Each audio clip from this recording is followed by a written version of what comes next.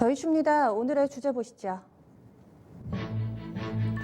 네, 코로나19로 인해서 여러 가지 사회 변화들이 포착되고 있습니다. 그 가운데서 코로나19가 이 자율주행의 시대를 앞당긴다라는 분석들도 나오고 있는데요. 오늘 포인트 자율주행차에 맞춰보겠습니다.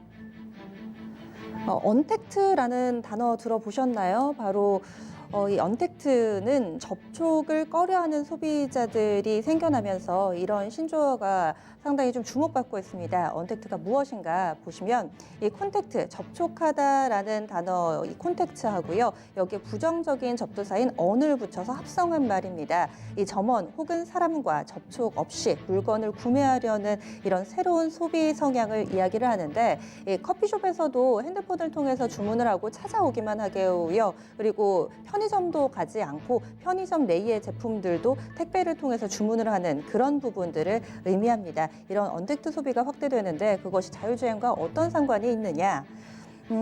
중국에 자율주행 배달업체가 있는데요. 이 코로나19 특수를 보고 있다고 합니다. 그래서 본격적인 상업화를 예고했고 현재 뒤에 보고 계시는 사진이 바로 이 중국의 자율주행 배달업체가 활용하고 있는 자율주행차입니다. 전 세계적으로 이런 분위기 확대되고 있고요. 자율주행에 따른 니즈도 커지고 있고 투자도 점차 가속화되고 있습니다. 국내에서도 관련된 종목군들이 들썩이고 있는데 과연 실질적으로 기술력이 있는 업체는 어떤 부분이 있는지 투자 전략까지 연결시켜 보겠습니다. 오늘 이와 자세한 내용 먼저 살펴볼 분은요. 한국교통연구원 미래차 교통연구센터의 김규옥 센터장 전화 연결해 보겠습니다. 안녕하세요. 네, 안녕하세요. 교통연구원의 김기옥입니다. 네. 지금 코로나19와 뭔가 자율주행 산업과의 연관성 이런 부분들에 대한 여러 가지 분석들이 나오던데요. 여기에 대한 이 연구원님 의견은 좀 어떠세요? 네, 자동차 분야에서는 2010년 이후서부터 계속 자율주행 자동차에 관한 관심이 굉장히 높았습니다. 그래서 이 코로나19 사태를 토대로 해서 이제 자율주행 자동차가 개인의 이동성을 보장해 줄 수 있는 그런 자동차로 부각되기 시작했습니다. 자동차 산업은 전기차와 같은 친환경 자동차, 그리고 자율주행 자동차, 소유하지 않고 필요할 때 빌려 쓰는 공유 모빌리티 등장으로 산업이 크게 변화하고 있습니다. 그리고 특히 자율주행 자동차는 여러 기술 단계가 있는데요. 운전자가 운전하는 0단계서부터 자율주행 시스템이 완전히 운전하는 5단계까지 구분할 수 있는데 현재는 3단계와 4단계 수준의 상용화를 위해서 기술 개발을 하는 단계에 있습니다. 네, 그렇군요. 그러면은 국내의 자율주행 산업에 대한 기술 수준은 어떻다라고 좀 볼 수 있나요? 자율주행차 기술은 크게 이제 세 가지로 나눠 볼 수 있습니다. 첫 번째는 자율주행차 부품과 시스템 개발하는 분야인데요. 주로 차량에 부착되는 각종 센서와 차량의 판단과 제어를 담당하는 부품, 그리고 제어 알고리즘이 이 부분에 해당하는데 우리나라는 현대와 만도 등이 이런 기술을 확보하고 있고 에트리나 자동차 부품 연구원 등이 연구 개발을 하고 있는 그런 단계에 있습니다. 하지만 자율주행 자동차의 핵심 센서와 시스템 부분은 아직까지 선진국 대비해서는 기술력이 좀 낮은 수준이고요. 그래서 이에 대한 연구 개발을 하고 있습니다. 두 번째는 이러한 자율주행 기술을 활용해서 자율주행 기반의 교통 서비스를 제공하는 분야인데요. 외국은 실증하는 단계라고 본다면 우리나라는 시범 운행하는 수준이다 이렇게 좀 볼 수가 있겠습니다. 그리고 세 번째 부분은 이제 인프라 부분인데요. 도로를 주행하는 자율주행차의 위치를 스스로 파악하고 이렇게 하기 위해서는 정밀지도 GPS, 도로 센서, 통신, 보안 기술 등이 필요한데요. 우리나라는 선진국 수준이다 이렇게 볼 수 있습니다. 그래서 코퍼레이티브 ITS 기반으로 해서 도로와 자동차가 협력해서 운행될 수 있는 인프라를 갖춰 나가고 있다 이렇게 볼 수 있습니다. 네. 그러면은 국내에서도 이렇게 기술이 서서히 좀 발달해 가고 있는데 국내 투자 현황은 좀 어떤가요? 자율주행 기술은 크게 승용차와 상용차를 기반으로 하는 이런 개발축이 있고 대중교통 서비스를 도심에서 자율주행 이제 서비스 하려고 하는 축이 있습니다.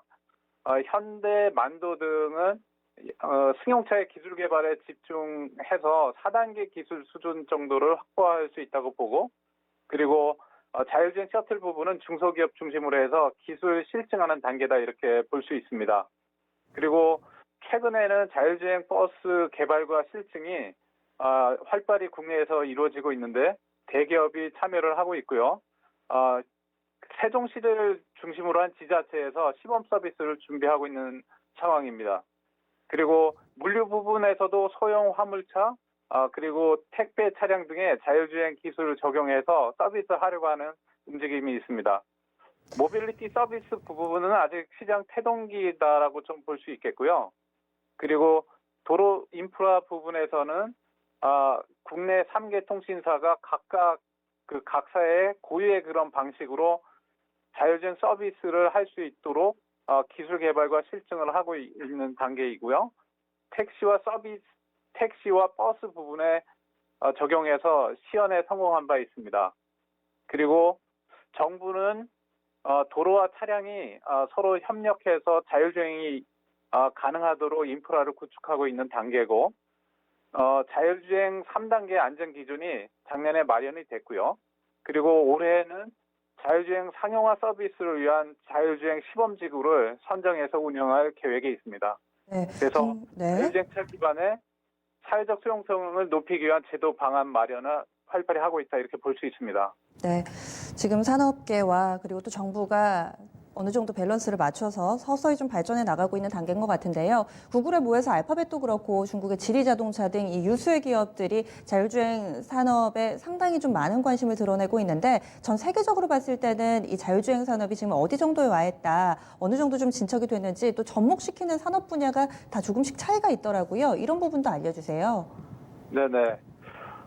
해외에서는 자율주행 기술 개발과 실증을 각 이제 지자체나 제한된 도로 구간에서 하고 있고요. 그 목표는 뭔가 하면 이러한 자율주행 기술을 통해서 모빌리티 서비스를 제공을 하려고 하고 있는 것입니다.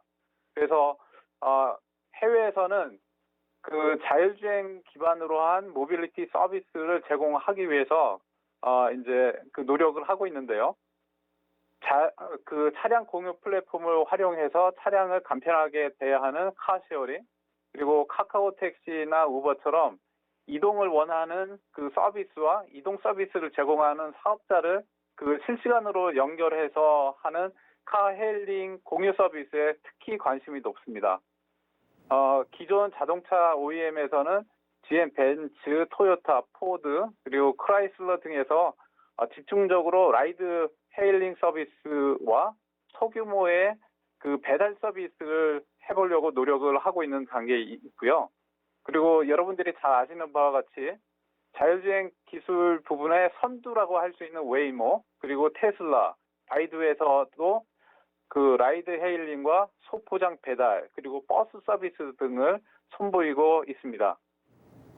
지금 헤일링이라고 하는 게 딱 와닿지가 않은데, 국내에서도 뭐 비슷하게 우리가 떠올릴 만한 서비스가 있을까요? 국내에서는 지금 불법입니다. 이거는 카카오 택시나 우버와 같은 것을 좀 연상시키면 되겠는데요. 이동을 원하는 서비스와 이동 서비스를 제공하는 사업자를 이렇게 매칭시켜서 필요한데 차를 보내주거나 라이드를 해서 함께 타는 그런 서비스를 헤일링 서비스라고 이렇게 일컫습니다. 그렇군요. 알겠습니다. 오늘 자율주행 산업 전반에 대해서 좀 들여다본 것 같은데 자세한 말씀 고맙습니다. 네네, 감사합니다. 네. 정말 이름만 대면 알 법한 그런 유수의 업체들이 자율주행에 뛰어들고 있고요. 그리고 또 시대의 흐름으로 봤을 때 불가피한 당연히 되는 그런 기술적인 진화입니다. 그래서 우리나라에서도 많은 기업들이 많이 관심을 갖고 또 뛰어들고 있는 상황인데, 그러면 주가 측면으로 들여다보겠습니다. 토마토 투자클럽 신기수 전문가입니다. 안녕하세요. 네, 안녕하세요. 신기수입니다. 네. 자율주행 관련된 종목군들 워낙에 사실은 사이즈가 좀 작아가지고 변동성도 크고 한데요. 과연 어떤 기술력을 가지고 있는지 모르고 투자하시는 분들도 많으실 것 같거든요. 이 시간에 좀 정리를 해주시죠. 예, 자율주행 관련주들은 이제 대체로 이제 테마주 형태로 움직이고 있습니다. 예, 그래서 이제 요 근래에 움직였던 이제 그 종목들을 좀 모아봤는데요. 예, 표를 좀 만들어봤습니다. 오늘도 상한가 가고 있는 이제 ESV라는 종목이 있습니다. 차량 자율주행용 센서하고 지능형 블랙박스를 제조를 하는 업체입니다. 예, 그리고 모트렉스라는 업체가 있고요. HUD 이제 헤드업 디스플레이는 그 유리창에 계기판이 보이는 거죠. 예, 그런 거하고 또 ADAS 운전자 보조 시스템을 제조를 하고 있습니다. 모바일 어플라이언스라는 또 회사가 있고요. 여기도 HUD, 또 ADAS, 또 이제 블랙박스 이런 것들을 제조를 하고 있습니다. NCN도 있습니다. ADAS 전문 업체고요. 베이다스를 인수를 했고, 그 인수한 베이다스가 중국의 롱온사하고 라운드 뷰 모니터 계약이 지금 체결이 돼 있어서 NCN이 뭐 자율주행 쪽에 삼성전자와 협업을 할 가능성도 있다 이러면서 또 시세가 난 적이 있습니다. 대성 엘텍이라는 회사도 있고요. 2017년도에 자율주행차 사고 데이터 저장 장치 ADR이라고 합니다. 국제과제에 선정이 돼 있었습니다. 또 이제 미동도 있고요. 차선 이탈 경보 시스템이 탑재된 블랙박스를 국내 최초로 제조를 했습니다. 또 MC넥스가 이제 카메라 관련주로 알고 계시는데요. 그 카메라가 스마트폰에만 들어가는 게 아니고 자율주행차용 카메라도 이미 개발이 다 완료가 돼 있고, 그리고 일본의 뭐 최근에 이제 나온 소식은 일본의 이제 자율주행 쪽으로 이제 납품이 됐다. 그래서 도쿄 올림픽 때 시범 서비스가 될 예정이다. 이런 소식이 들려 있습니다. 그리고 사실 그 기술적으로 제일 그 자율주행이 상업적으로 좀 밀접해 있는 부분은 아무래도 현대모비스하고 만도고요. 이 부분에서 제일 앞서가는 또 시장과 가장 밀접한 그런 회사로 보시면 되겠습니다. 어제 좀 들썩였던 종목군들이 많아 보이는데 주가 추이도 봐주세요. 예, 뭐 차트를 잠깐 좀 보면서 말씀을 드리도록 하겠습니다. 오늘 같은 경우에는 시세가 어제 나왔던 종목들이 시세가 많이 안 나고 ESV가 오늘 지금 상한가를 가고 있습니다. 시초가부터 지금 상한가 진입해 있고요. ESV가 지금 현재 그 대장주로 보셔야 되겠고, ESV가 오늘 상한가 풀린다면은 지금 가지고 계신 분들 같은 경우에는 조금 이제 매도를 좀 해주셔야 될 것 같습니다. 모트렉스가 바로 그 뒤를 쫓아가는 이제 뭐 2등주 정도가 될 것 같습니다. 어제 상한가가 났는데 오늘은 이제 위쪽으로 길게 매물을 좀 막고 있습니다. 그리고 모바일 어플라이언스도 어제는 시세가 좋았는데 오늘은 10% 정도 빠지고 있고요. NCN 같은 경우에도